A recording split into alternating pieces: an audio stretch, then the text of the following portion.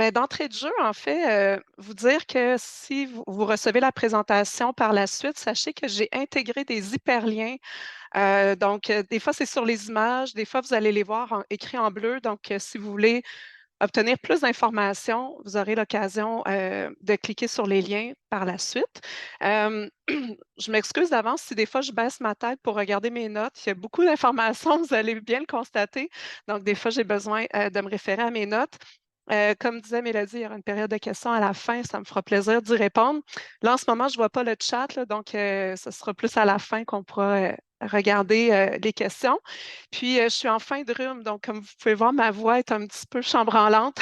Je, je vais faire mon gros possible là, pour qu'elle tienne le coup jusqu'à 2h15. Donc, ce qui est au menu, même si vous avez mangé ce midi, je l'espère bien, on va regarder deux blocs, disons, d'incitatifs. Euh, des incitatifs de type bâton, donc loi, règlement, politique, des bannissements sur des produits à usage unique, les clauses d'approvisionnement. Je vais vous montrer quelques exemples, des mesures écofiscales. Puis ensuite de ça, on va regarder les blocs d'incitatifs plus carotte, donc reconnaissance des normes, des programmes de financement, d'accompagnement, des outils. Je vais passer plus de temps sur le premier bloc. Puis évidemment, ça ne sera pas exhaustif. Je vais me concentrer surtout sur ce que je connais, donc ce qui est lié à la gestion des matières résiduelles ou à l'économie circulaire. Donc, mais ça va quand même faire un bon tour d'horizon des différents incitatifs liés à l'économie circulaire. En tout cas, je l'espère de tout cœur. L'idée aujourd'hui, c'était pas de faire économie circulaire 101, ça c'est l'autre salle. Donc, si vous n'êtes pas familier avec l'économie circulaire, je ne ferai pas vraiment d'introduction, mais sachez qu'il existe un schéma au Québec pour présenter l'économie circulaire, qui est une logique d'extraire, produire, consommer et jeter. Et on a également un schéma qui présente l'économie circulaire et les 12 stratégies de circularité. Donc, deux grands objectifs, hein, réduire la consommation de ressources en amont, puis ensuite de ça, optimiser les ressources qui sont déjà en circulation par différents mécanismes, utiliser plus fréquemment les produits, prolonger leur durée de vie, puis donner une nouvelle vie aux ressources. Si vous voulez en savoir plus, puis là, je fais un peu d'autopromotion, je m'en excuse, mais j'ai enregistré une petite vidéo maison d'une dizaine de minutes qui s'appelle carrément Économie circulaire 101 que vous pouvez aller voir sur YouTube, là, donc le lien est dans la présentation. Euh, D'entrée de jeu aussi, c'est quoi les principales motivations pour passer à l'action en économie circulaire? Parce que c'est la thématique d'aujourd'hui. Il y en a plusieurs pour une entreprise. On pourrait penser, entre autres, à une problématique d'extra. On a des rejets, on ne sait pas quoi en faire, ça nous coûte cher de gérer nos matières résiduelles. On veut trouver des débouchés pour nos matières. Ça peut être une motivation. Ça peut également être des enjeux d'approvisionnement. On l'a vu, entre autres, avec la pandémie, la volatilité des coûts des matières premières, des enjeux aussi pour aller mettre la main sur certaines ressources. Euh, donc, ça peut être vraiment un outil de motivation pour aller de l'avant sur des pratiques d'économie circulaire. Ça peut aussi être une réaction face à la réglementation, puis on va avoir des exemples tantôt. Vouloir réduire nos coûts, être plus compétitif. Ça peut également être la volonté de notre équipe de direction ou nos actionnaires ou même nos employés qui nous poussent à changer nos façons de faire pour être plus circulaires. Ça peut nous permettre aussi d'avoir un désir de conserver le leadership sur le marché, d'être à l'avant-garde, se démarquer de la compétition. Puis, ça peut également être une motivation liée à la diversification de ses activités pour préserver les emplois. On sait qu'avec la pénurie de main-d'œuvre, on veut garder nos employés motivés, donc de se renouveler, d'être innovant, puis d'aller vers l'économie circulaire. Ça peut vraiment nous permettre de mieux se positionner de ce côté-là. L'objectif ultime, hein, c'est de créer de la valeur pour l'entreprise. Cette valeur-là peut être à la fois économique, environnementale ou sociale, ou un peu des trois. Donc, c'est vraiment en faisant une meilleure gestion de nos ressources, on crée cette valeur-là. Puis,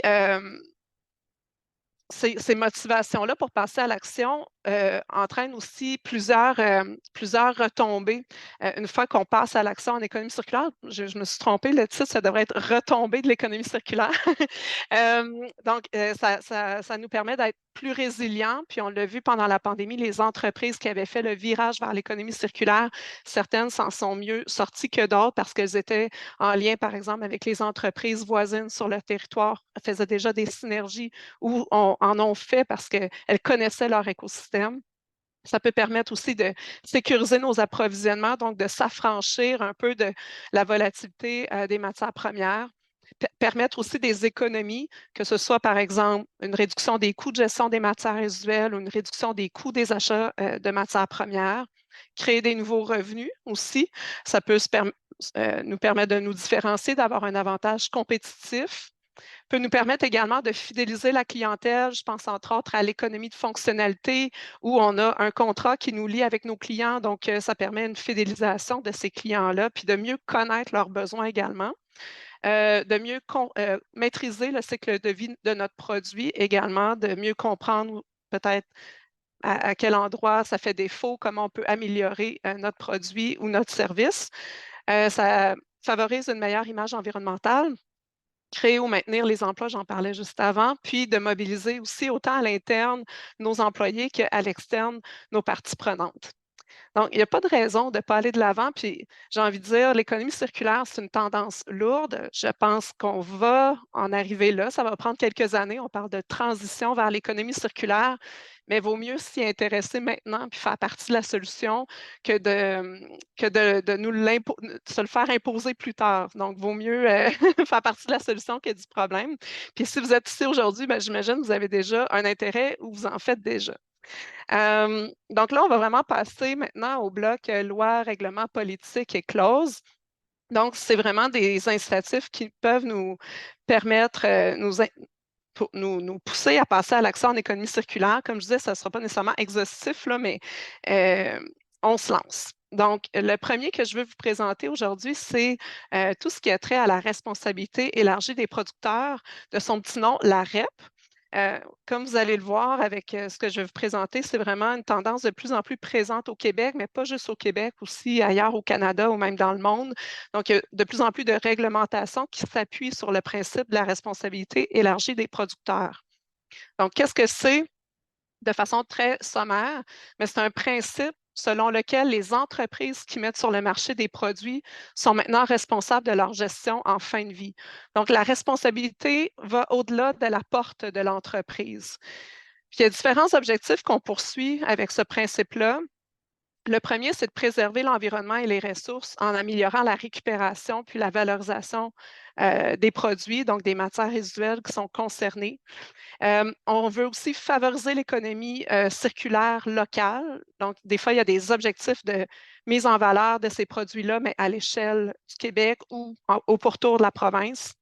On veut encourager aussi l'éco-conception des produits. C'est sûr que le Québec, c'est un petit marché, mais si tout le monde s'y met, bien, éventuellement, les producteurs, les fabricants vont devoir changer leur façon de concevoir leurs produits pour qu'ils soient plus facilement réemployables, recyclables, etc. Donc, l'idée aussi, c'est de transférer aux producteurs la responsabilité de la gestion en fin de vie des produits qui incombait jusqu'à maintenant davantage aux organismes municipaux, comme vous savez. Et dernier objectif, c'est selon les principes du pollueur-payeur, puis le principe aussi d'internaliser les coûts dans les produits, bien, ce sera plus à l'ensemble des citoyens de payer pour cette gestion-là, mais c'est davantage aux consommateurs de ces produits-là qui ont à éventuellement payer pour les coûts qui seraient internalisés dans les produits. On va regarder un petit peu plus en détail. Qu'est-ce que ça inclut, la responsabilité élargie des producteurs? Il y a un règlement cadre qui est en vigueur depuis 2011, qu'on appelle le règlement sur la récupération et la valorisation de produits par les entreprises. Mais sachez qu'il y avait déjà un règlement REP pour les peintures dès 2000, donc ça ne date pas d'hier, et les huiles depuis 2004. Donc, ça fait longtemps que les huiles, les peintures, il y avait déjà un système, là, je ne sais même pas si on appelait ça encore de la REP à l'époque, mais c'était quand même sous cette philosophie-là. Qu'est-ce qu'on vise? Ben, c'est surtout des matières qui ont des enjeux pour l'environnement ou qui sont en grande quantité. Puis là, il y a une priorisation qui est faite par le ministère. Là, c'est des produits qu'on va inclure sous la réglementation. Qui on vise? Ben, les entreprises qui mettent en marché au Québec un ou des produits qui sont visés par le règlement. Donc, on les appelle des fois les premiers fournisseurs, là, puis je ne rentrerai pas dans les détails, mais il y a quand même, tout est bien expliqué dans le règlement. Puis comment on fait ça? Ben, en fait, les entreprises doivent élaborer, financer, mettre en place, puis opérer de façon obligatoire des programmes de récupération et de valorisation des produits visés.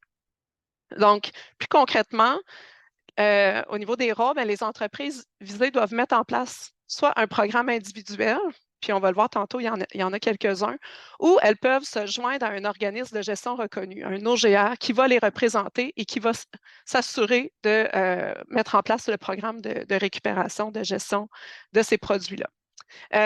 Ensuite de ça, elles doivent atteindre des taux de récupération qui sont spécifiés dans le règlement, puis les taux varient d'un produit à l'autre, puis d'une année à l'autre. Donc, il y a un incitatif à avoir une performance de récupération. Mettre en place un système de points de dépôt sur l'ensemble du territoire québécois. Donc, il y a des règles selon le nombre de la population, le nombre de points de dépôt nécessaires, optimiser les transports à faire par les citoyens, etc. Il y a aussi de respecter la hiérarchie des 3 RV dans le choix des modes de valorisation. Donc, normalement, les entreprises qui sont visées par la réglementation doivent privilégier d'abord le réemploi, puis ensuite le recyclage et en dernier lieu, la valorisation. En moins qu'une analyse de cycle de vie viendrait prouver qu'un ordre, un mode est préférable à l'autre, mais de façon générale, c'est réemploi, recyclage, valorisation. Donc, puis elles doivent rendre des comptes à ce niveau-là. Là, en ce moment, on voit surtout du recyclage, mais je pense que ça va de plus en plus, il va y avoir aussi le réemploi qui va prendre plus de place, espérons. Utiliser les meilleures pratiques de gestion des produits en fin de vie, mais ça revient un peu à ce que je viens de dire. Donc, elles doivent quand même avoir les meilleures pratiques pour aller chercher le maximum des produits pour leur donner une deuxième vie. Favoriser aussi l'éco-conception, la recherche et le développement, puis une gestion locale, régionale. Il y a même des objectifs à ce niveau-là pour gérer sur notre territoire les matières.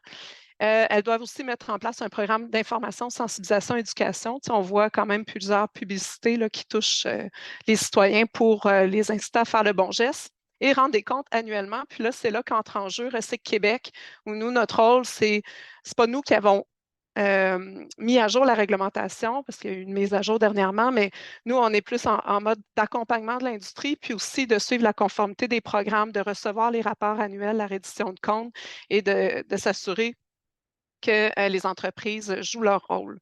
Euh, Au niveau des programmes, ici, j'ai le portrait pour 2023. Donc, il y a 19 programmes actifs. J'ai un tableau juste après, fait que je vais y aller rapidement. 7 catégories de produits. J'insiste sur 9 500 points de dépôt. On est rendu là. Il va probablement en avoir de plus en plus là, avec les nouvelles matières dont je vais vous parler. Puis, en 2022, on avait récupéré plus de 90 000 tonnes sous cette réglementation-là.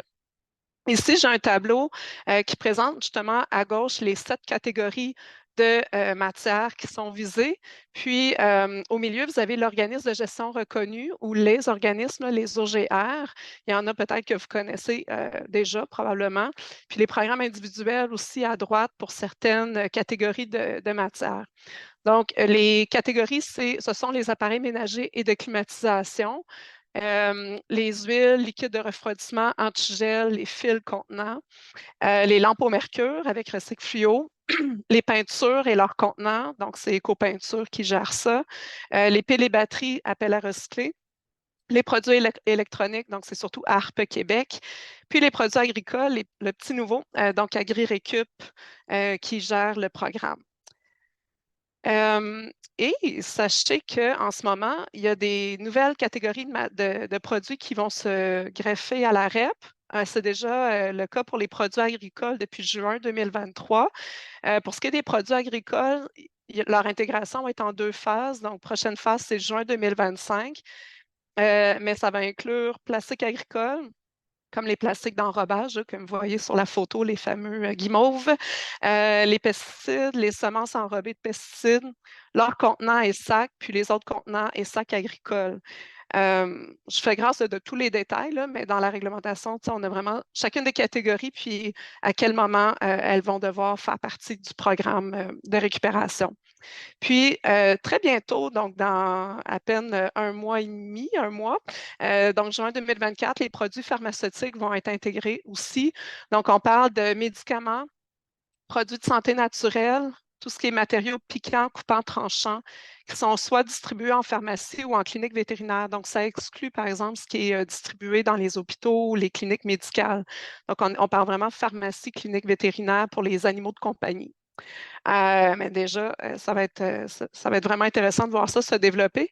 Puis il y aura également en juin 2024 les contenants pressurisés de combustible qui vont être intégrés. Donc, on peut s'attendre à une intégration de d'autres catégories dans les années à venir. Donc, je pense que c'est important de voir ça aller, de se préparer si on est visé de près ou de loin par ces REP-là. Parce que ça change les façons de faire où l'entreprise est de plus en plus responsable des produits qu'elle met sur le marché. Euh, Sous le principe de la REP, on est aussi dans une phase de modernisation de la collecte sélective et de la consigne. On parle de modernisation, c'est vraiment le terme parce comme vous allez le voir, c'est appelé à changer. On est vraiment dans cette mouvance-là en ce moment, là. Le portrait de la gestion des matières résiduelles change, puis c'est les entreprises qui sont de plus en plus responsables, comme vous allez le voir. Donc, petit rappel au niveau de la collecte sélective des matières recyclables. En fait, c'est surtout au Québec la collecte porte-à-porte, surtout en mode pêle-mêle, et c'est 99 de la population qui est desservie au Québec. Bon, à plus ou moins, là, mais c'est presque l'ensemble du Québec qui est desservi par la collecte sélective. On l'oublie souvent, mais c'est 3 types de produits, contenants, emballages, imprimés, journaux, qui sont dans 5 catégories de matières, papier, carton, verre, plastique, métal. Quand on sait ça, on est déjà plus intelligent, là.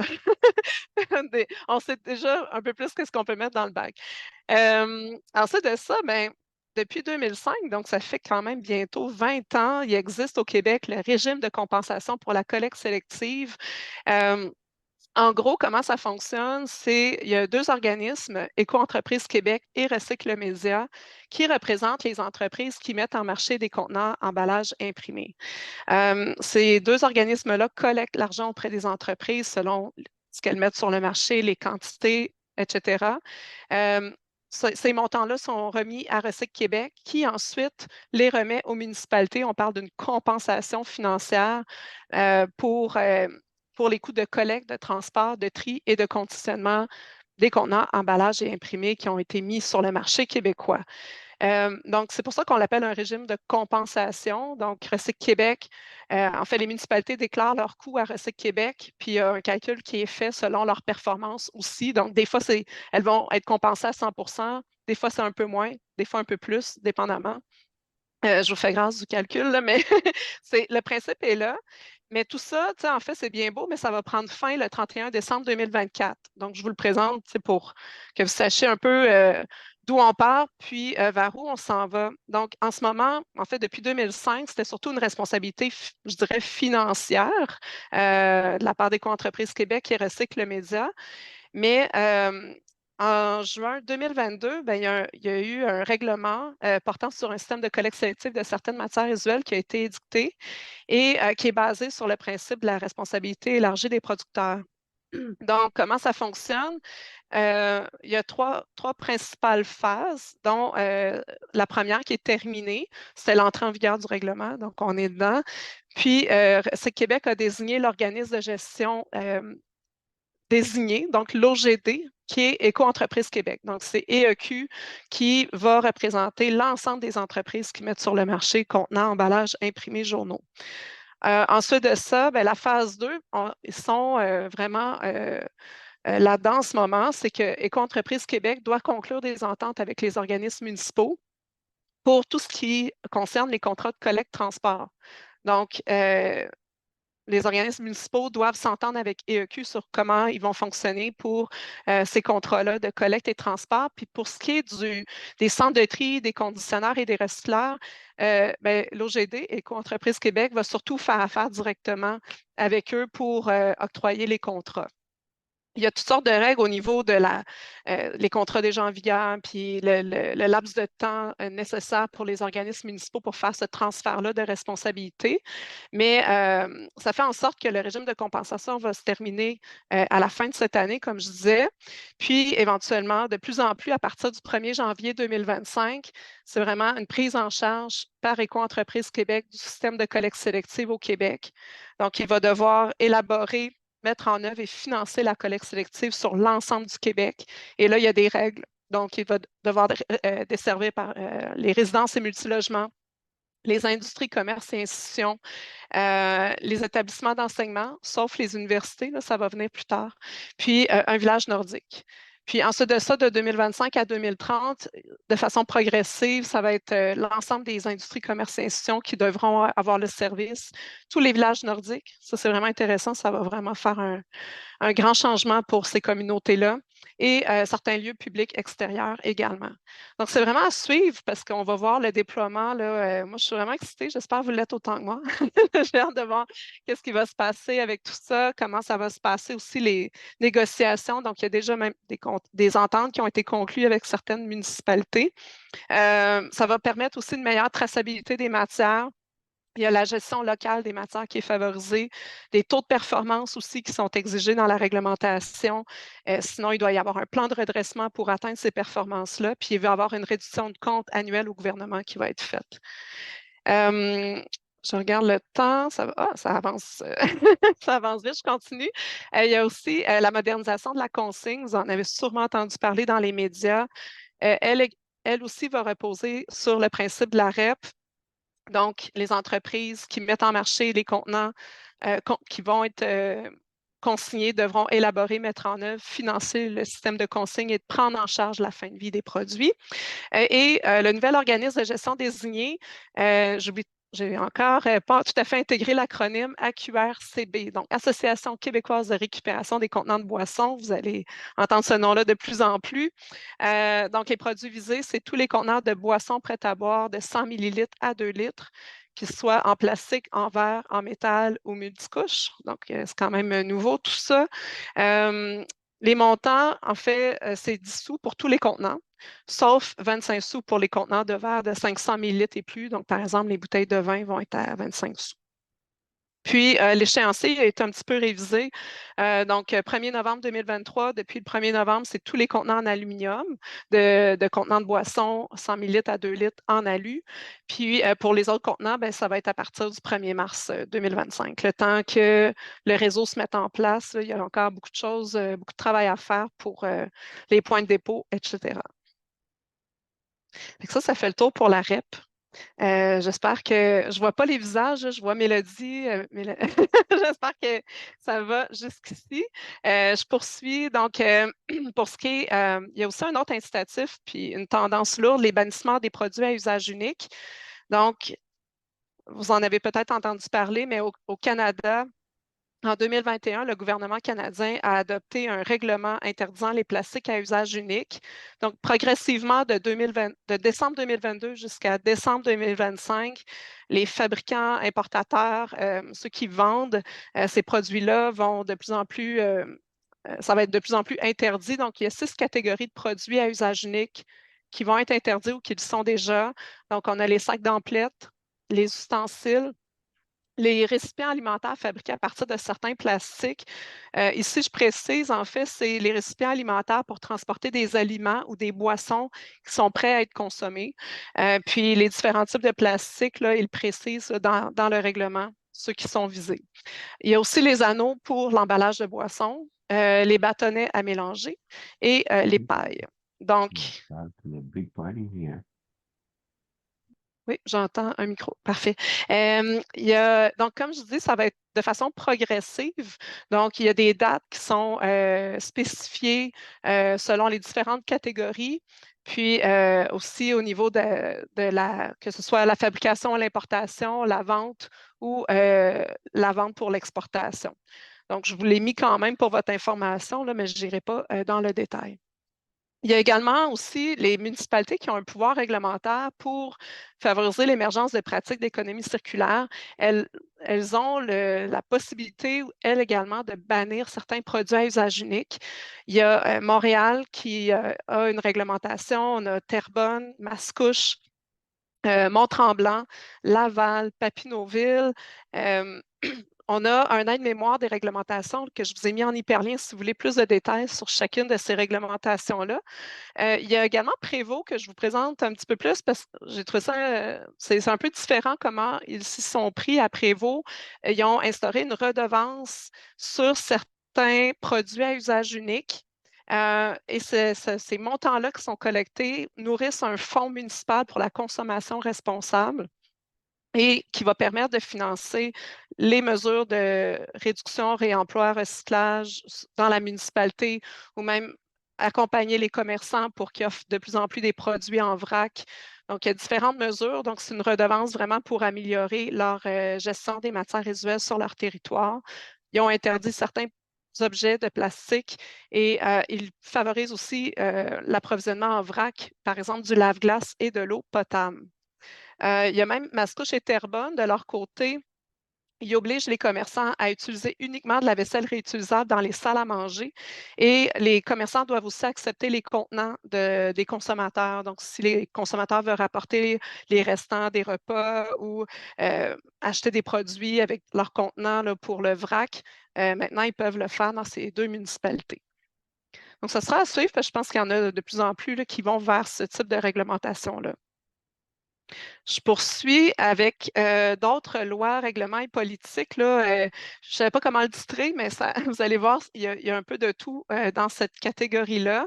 Entre autres, vous avez peut-être vu passer la nouvelle, pas plus tard que la semaine dernière, le 16 avril, a été lancée la feuille de route gouvernementale en économie circulaire 2024-2028.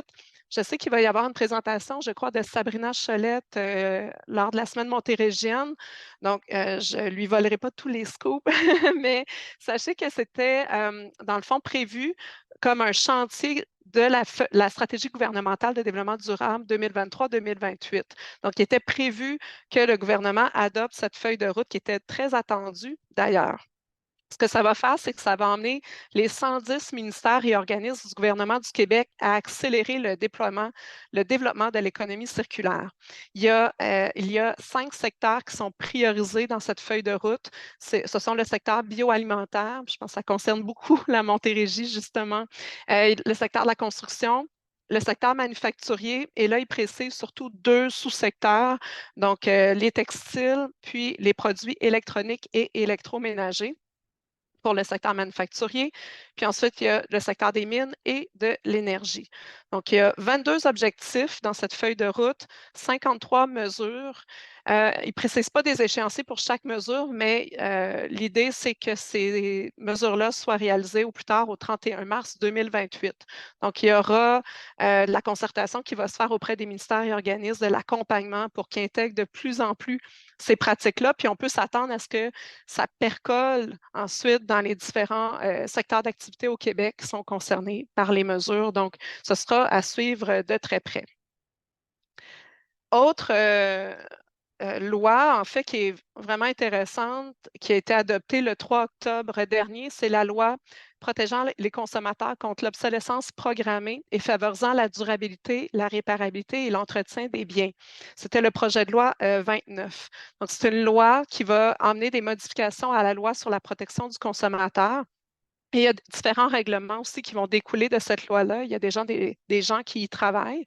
Donc, il y a beaucoup de choses qui vont permettre aux citoyens de favoriser le droit à la réparation. Parce que, vous savez, des fois, c'est le parcours du combattant. Quand on a un objet qui brise, on cherche à trouver les pièces, les informations pour le réparer. Et là, la responsabilité devient de plus en plus aux entreprises. Donc, par cette loi-là, on a introduit une garantie légale de bon fonctionnement pour certains biens. Donc, le bien devrait pouvoir être réparé gratuitement pendant une période qui va être spécifiée pour, dépendamment des biens concernés. Il y a également, ça c'est une bonne nouvelle, les pièces, les services de réparation, puis les renseignements utiles à l'entretien ou à la réparation des biens doivent être disponibles pour une durée raisonnable. des fois, ça, c'est vraiment difficile là, d'avoir accès. Donc là, ça devrait aider à ce niveau-là. Les pièces de rechange aussi doivent être installées avec des outils qui sont couramment disponibles et qui ne vont pas causer des dommages aux biens. Tu sais, on a des fois des produits où c'est vraiment juste collé. Donc, il faut carrément parfois détruire l'ordinateur pour pouvoir accéder aux pièces. Donc là, on demande à ce que ce soit des outils qui puissent être utilisés pour faire la réparation. La loi interdit également l'obsolescence programmée. Donc, on peut se vanter le Québec d'être le premier État après la France à interdire l'obsolescence programmée, puis on est le premier en Amérique du Nord. Donc, ça, c'est vraiment intéressant. Il y aura également, le gouvernement pourra établir des normes techniques ou de fabrication pour établir un chargeur universel. On a différents chargeurs en fonction des produits. Donc, l'idée, ce serait vraiment d'avoir un seul chargeur, là, puis faciliter l'interopérationnalisation des différents produits électroniques, par exemple, qu'on a à la maison.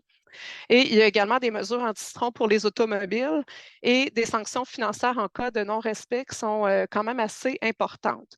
Donc, encore là, ce sera à suivre là, avec les règlements qui vont découler de ça, comment ça va se déployer au Québec. Il y a également une stratégie de valorisation de la matière organique qui a été qui donne vraiment un signal fort qu'il faut augmenter la récupération des matières organiques au Québec. Donc, il y a quatre grands objectifs là, qui sont à l'écran. Donc, instaurer la gestion de la matière organique sur 100 du territoire municipal d'ici 2025. Donc, c'est demain matin. Gérer également la matière organique dans 100 des industries, commerces et institutions, donc les ICI, encore là, d'ici 2025. Il devrait y avoir un règlement qui découlerait de ça. On l'attend, là, c'est prévu pour l'année à venir. Donc, encore là, les industries, commerces et institutions devront se doter de contrats pour collecter les matières organiques, que ce soit avec le municipal. En fait, si le municipal les dessert, c'est une chose, mais ils peuvent aussi aller vers les services privés selon les besoins. Ça reste à voir. L'objectif, recycler ou valoriser 70 de la matière organique d'ici 2030 et réduire de 270 000 tonnes d'équivalent CO2 les émissions de gaz à effet de serre en 2030. Donc, il y a beaucoup d'argent qui a été investi pour soutenir le déploiement de cette stratégie-là. On parle de 1,2 milliard de dollars en aide financière pour des programmes. Également, vous avez peut-être pu voir les campagnes d'information, sensibilisation, éducation. Du côté de Recyc Québec, il y a de l'argent qui nous a été versé. Donc, on a mis en place aussi des programmes là, pour augmenter les services de récupération des matières organiques. Puis, on voit une belle évolution au Québec, là, de plus en plus de services de collecte là, dans de plus en plus de municipalités au Québec. Donc, les performances s'améliorent. Euh, Ensuite de ça, ben, je termine, on parlait de valorisation, recyclage et tout ça. Il y a également, depuis 2006, une redevance pour l'élimination des matières résiduelles. Vous savez que là, des fois, dans certaines municipalités, régions, l'enfouissement est encore peu élevé. Donc, c'est un signal qui est lancé avec une redevance. Donc, c'est un montant supplémentaire à la tonne. En 2024, on est à 32 la tonne métrique et ça va augmenter de 2 la tonne à chaque année à partir de cette année, dans le fond, là, et pour les années à venir. Donc, l'an prochain, ça va être 34 si vous êtes bon en calcul. Il y a également aussi, vous avez peut-être vu passer, mais avant, les matières utilisées en recouvrement journalier dans les sites d'enfouissement ou qui étaient utilisées pour recouvrir, pour faire les chemins d'accès n'étaient pas visées par la redevance à l'élimination. Maintenant, elles le sont, mais c'est à peu près un tiers du prix de la redevance. Donc, on parle à peu près de 10 la tonne pour ces matières-là. Donc, là encore, il y a un signal aussi là, pour pas nécessairement tout envoyer en recouvrement, par exemple. Donc, essentiellement, ça vise à réduire les matières éliminées, je vous l'aurais sans doute compris, et ça permet d'augmenter aussi la durée de vie des lieux d'élimination. Puis cet argent-là qui est collecté sert à financer aussi les plans de gestion des matières résiduelles des organismes municipaux au Québec. Je passe un peu d'un sujet à l'autre, là, mais on fait vraiment un tour d'horizon des différents incitatifs. Puis un que je trouve vraiment intéressant, ce sont aussi les clauses d'approvisionnement. que ce soit dans les appels d'offres, les politiques d'achat.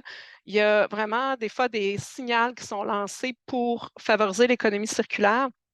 Et il y a l'ECPAR, donc c'est l'espace de concertation sur les pratiques d'approvisionnement responsable, donc l'acronyme ECPAR, qui a travaillé sur, il appelait ça le chantier de travail circularité, qui a réuni différents membres externes. Donc, il y a un groupe de travail qui a produit un rapport qui va être rendu public bientôt, puis je vous en donne quelques éléments aujourd'hui. Donc, il présente pour chacune des 12 stratégies de circularité des options d'approvisionnement. À quoi ça pourrait ressembler si on voulait soutenir ces stratégies de circularité? Et il ajoute à ça des exemples de clauses et aussi des exemples d'organisations qui ont intégré des pratiques circulaires dans leurs approvisionnements. Donc, je pense que c'est utile autant pour votre organisation si vous avez des politiques d'approvisionnement ou en tout cas, je pense que n'importe quelle entreprise a à s'approvisionner. Donc, vous pouvez intégrer ce type de clause-là. Mais si vous êtes un fournisseur ou un soumissionnaire, par exemple, pour le gouvernement, ça peut vous aider à mieux anticiper cette tendance-là. Puis, on va peut-être le voir aussi avec la feuille de route gouvernementale. Peut-être les ministères et organismes vont de plus en plus revoir leur politique d'approvisionnement pour favoriser l'économie circulaire. Donc, je pense que c'est important de s'y intéresser. Et là, je vous présente quelques exemples de clauses qui pourraient stimuler l'économie circulaire qu'on retrouve dans ce rapport là, que malheureusement, je n'ai pas pu vous mettre en hyperlien parce qu'il va être mis bientôt là, sur le site Web. Donc, par exemple, l'organisme pourrait dire le produit ou service doit être éco-conçu en s'appuyant sur une analyse de cycle de vie, donc une ACV. Donc, on pourrait encourager l'éco-conception des entreprises qui soumissionnent sur nos appels d'offres, par exemple. On pourrait demander que les produits soient certifiés, que ce soit par exemple Énergie Star ou FSC. Il existe plusieurs certifications. On pourrait aussi demander aux soumissionnaires de présenter des mesures pour réduire l'utilisation d'une ressource X ou Y ou même de nous démontrer qu'il va récupérer tel type de matériaux pendant l'exécution de son contrat. On l'a vu par exemple avec le pont Champlain, là, le gouvernement canadien a demandé là, le réemploi des structures du pont. On pourrait aussi demander pour optimiser le transport que le soumissionnaire joigne un itinéraire de transport qui va être optimisé. Ça ici, ce n'est pas une clause, mais je la trouve quand même intéressante. Il y a aussi des contrats de location qu'on peut faire pour des produits d'usage temporaire. Plutôt que d'acheter, on pourrait louer. Par exemple, la ville de Lévis a des contrats de location à court terme pour des décorations festives, là, surtout des lumières. Donc, ils n'ont pas à acheter, donc ils louent carrément ces décorations-là. On peut aussi demander que le soumissionnaire garantisse la disponibilité des pièces de rechange pendant tant nombre d'années. Ça revient un peu à la loi 29 que je vous présentais tout à l'heure. L'adjudicateur doit présenter un rapport des matières résiduelles qui ont été générées, comment la gestion a été réalisée, puis de déposer aussi les factures des différents gestionnaires de ces matières-là. Donc, si on veut avoir des règles plus strictes au niveau de la gestion des matières résiduelles.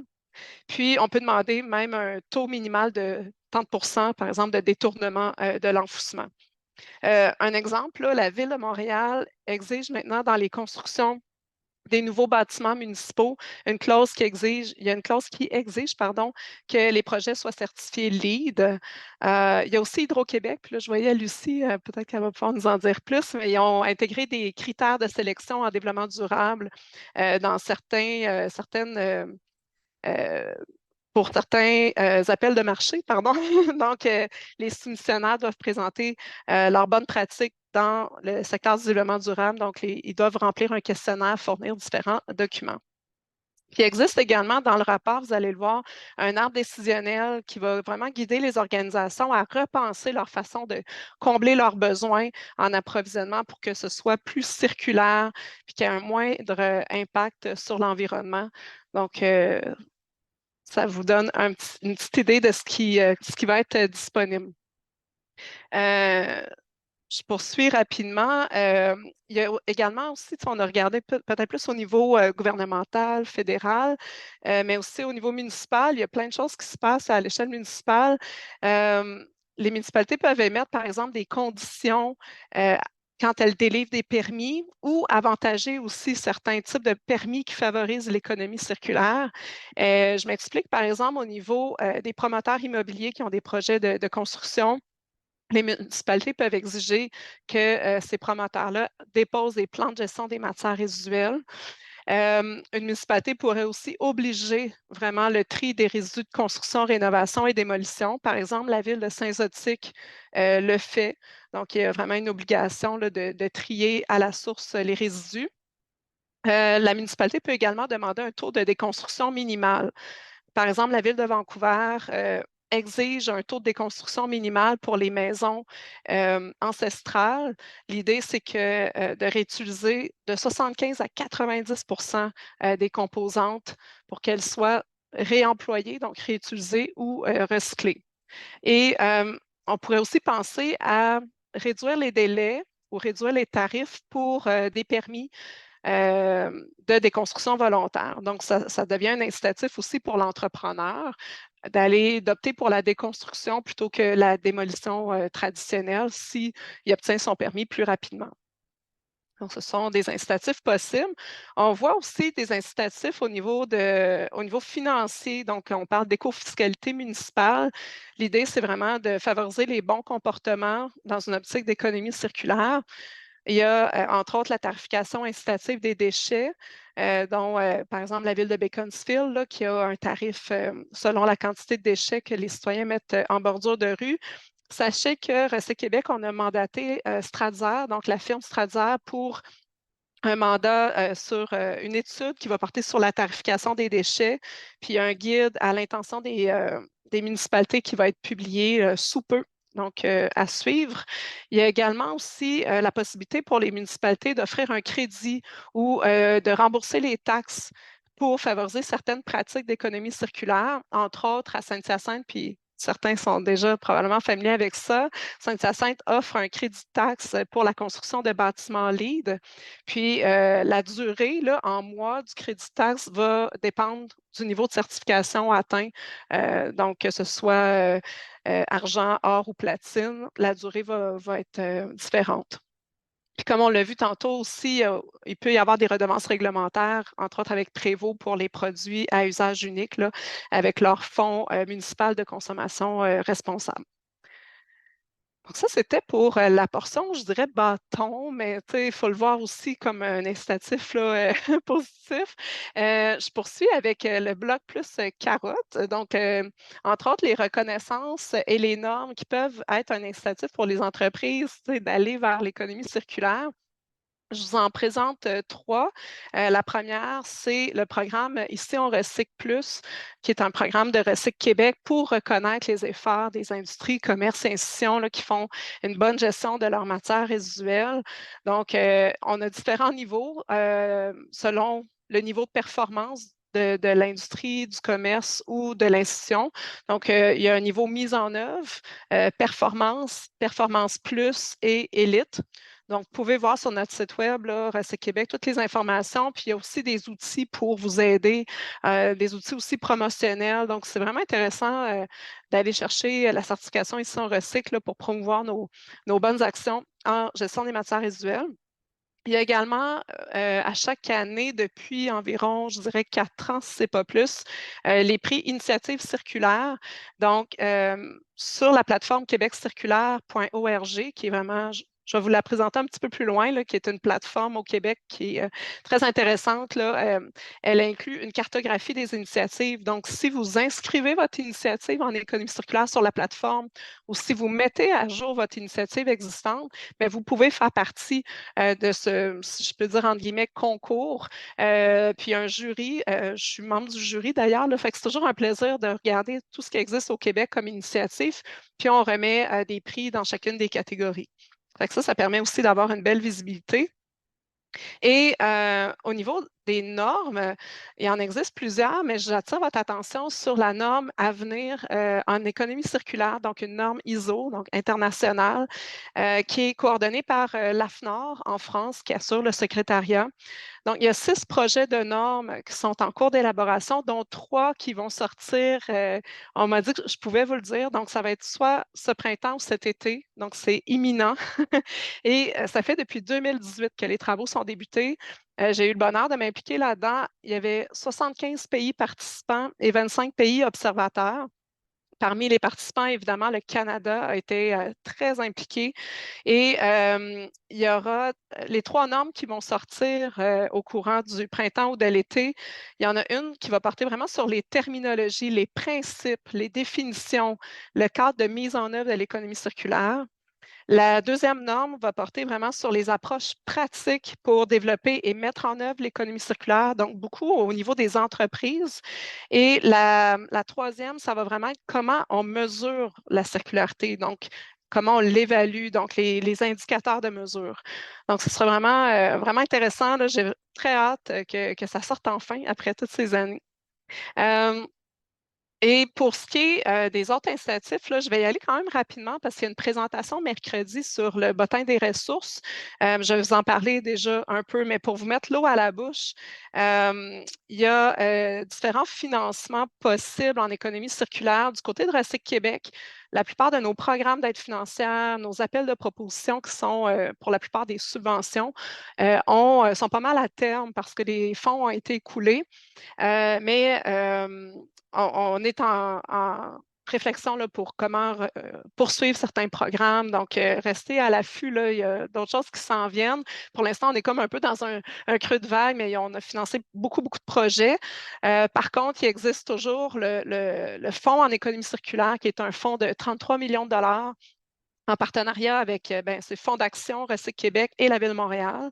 Donc, Recyc Québec, on donne 3 millions de dollars là, sur les 33 pour venir bonifier l'enveloppe là, sous forme de subvention. Et il y a également aussi, on a un partenariat avec la Ruche pour du sociofinancement. Donc, ça s'appelle le fonds Moins C+, pour soutenir des initiatives de réduction à la source, de réemploi et de prévention des déchets dans l'environnement. On vient de renouveler notre partenariat avec la Ruche pour 1 an de plus. Donc, à ce Québec, on a un 500 000 supplémentaires dans ce fonds-là. Ce qui est intéressant, c'est qu'on peut doubler l'objectif de campagne jusqu'à concurrence de 50 000 Donc, si par exemple, l'objectif de votre campagne, c'est 25 000, bien, on pourrait venir donner 25 000. Si c'est 50 000, on pourrait venir donner un autre 50 000 Donc, ça peut aller jusqu'à 100 000 en tout et pour tout, là, mais de notre côté, c'est 50 000 maximum. Donc, vraiment intéressant, là, si vous avez des beaux projets de réduction, réemploi, d'aller voir ça. Au niveau de l'accompagnement aussi, on a un partenariat avec Esplanade pour accompagner des entrepreneurs dont les modèles d'affaires intègrent l'économie circulaire. Donc, on a une entente qui inclut 4 cohortes d'entrepreneurs de 8 à 10 organisations chacune. Ça inclut de la formation en économie circulaire, des ateliers pour structurer leurs projets, des ateliers thématiques aussi. On a aussi du coaching individuel, des terrains d'expérimentation. Malheureusement, la dernière date de tombée était la semaine dernière ou l'autre d'avant, si je ne me trompe pas. Donc, on va voir là, si on renouvelle notre partenariat pour les années à venir, mais les dernières cohortes sont déjà actives là, pour les prochains mois, donc jusqu'en novembre-décembre environ.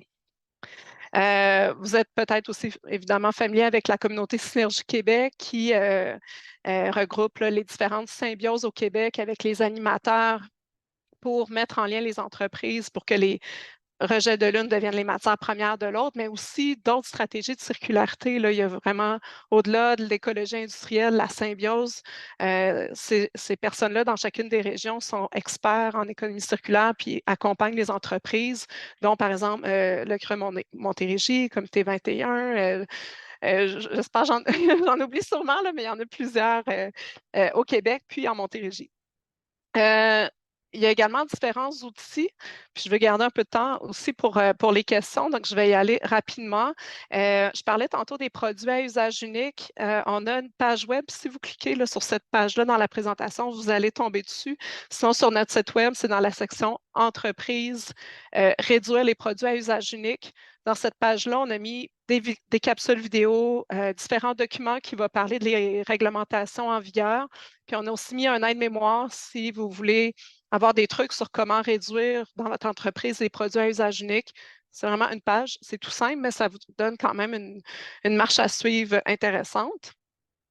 Je parlais tantôt aussi de la loi 29, la réparation. Je ne peux pas m'empêcher de vous dire que, parce que je, je travaille sur ce projet-là, on a un partenariat avec Protégez-vous depuis quelques années, puis on a rendu disponible une carte des réparateurs qui est gratuite, là, qui est disponible en ligne. Donc, elle collige en fait, près de 800 réparateurs d'appareils électroniques, d'appareils électroménagers, qu'ils soient petits ou gros. On vient d'ajouter les vélos électriques, donc vous êtes probablement les premiers à le savoir, là. C'est tout nouveau. Puis on a aussi les appareils de climatisation. On a également inclus dans cette carte-là les lieux où vous pouvez réparer vous-même les produits. Donc, ça peut être intéressant là, si vous cherchez des réparateurs dans votre localité. Puis, on a également, avec Protégez-vous, ils ont développé une cote de réparabilité qui est utilisée dans l'évaluation de la performance de produits. Donc, ça permet de faire un meilleur choix au niveau des produits selon qu'ils sont réparables, facilement réparables ou non. Puis, la liste des produits qui ont inclus cette cote-là, vous l'avez à gauche de l'écran. C'est une liste qui est appelée à s'allonger de plus en plus, là. Donc, Protégez-vous intègre ce critère-là graduellement dans l'évaluation des différents produits. Puis en terminant, en fait, vous invite à aller voir sur notre site web. On a une page sur l'économie circulaire dans laquelle vous allez trouver pas mal d'informations sur les différents outils. Vous pouvez même trouver les schémas à télécharger sur l'économie circulaire, une définition des 12 stratégies de circularité, par exemple. Donc, ça, c'est notre page principale sur notre site web. Puis on a également, il existe également la plateforme Québec circulaire qui est vraiment un lieu de référence au Québec. Là. Si vous vous intéressez à l'économie circulaire, que vous voulez, il y a une cartographie des initiatives, il y a des actualités, des différentes ressources, outils. Donc, c'est vraiment intéressant d'aller voir, explorer cette plateforme-là. Donc, je vois qu'il est 2h08. Je suis pas mal rentrée dans mon temps. Je vais arrêter mon partage. Ça fait le tour pour moi. Alors, je vous remercie beaucoup de votre attention, puis je suis disponible pour les questions.